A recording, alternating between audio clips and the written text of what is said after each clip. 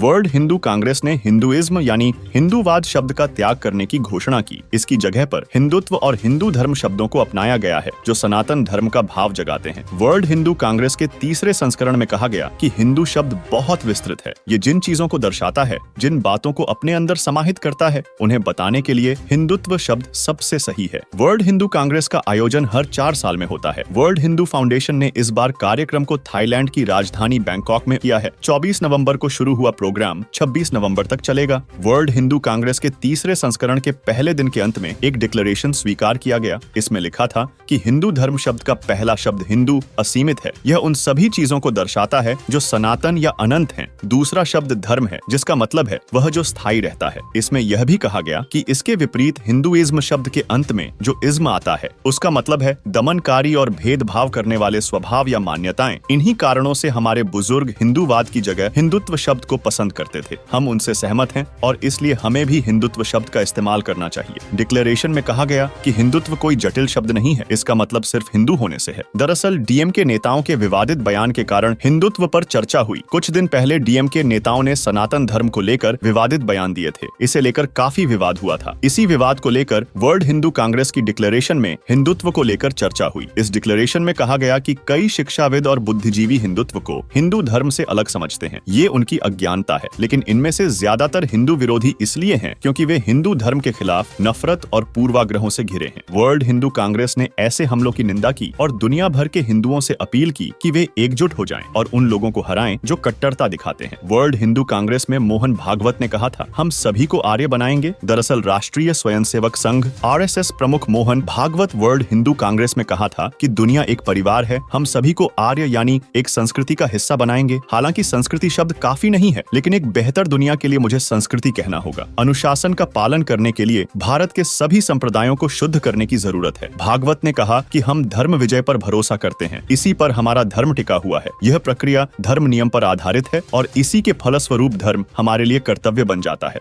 We should continue with this when we come to conference, deliberate on many things, have certain plans. We have to work to materialize. Goals should be decided in this conference and they should be fulfilled before next conference. And we should go ahead, step by step we should go ahead. Should never stop. Our number must grow. We should reach everybody. Then we will have the Dharma victory, Dharma Vijay. That Vijay will not be against anybody, but that Vijay will be for everybody. Even those who get conquered, they will not know that they are being conquered, because there is no conquering.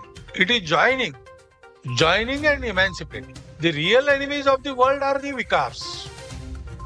Kama, Krodha, Mada, Moha, Lobha, Matsara, and Ajnanam, ignorance. But we have to start from material world and take everybody to this spiritual level. That is our task, our national task. That is why Bharat is rising. Bharat is rising for Sanatan Dharma. When we do this, then Durmada Durdhara Ripunashaya, Nishchita Samuchita Rana Vijayaya, Bahujana Hitaya, Bahujana Sukhaya. Bhagavat ने आगे कहा, हमने धन विजय और असुर विजय का भी अनुभव किया है। धन विजय के मायने वस्तुओं से मिलने वाली खुशी से है, लेकिन इसमें इरादे ठीक नहीं होते। यह आत्म केंद्रित होने जैसा है। देश ने 250 साल तक अंग्रेजों की धन विजय देखी। आप वर्ल्ड हिंदू कांग्रेस की विचारधारा पर क्या सोचते हैं, हमें कमेंट में बताएं और वार्ता 24 न्यूज चैनल को सब्सक्राइब करें। आप देख रहे हैं वार्ता 24।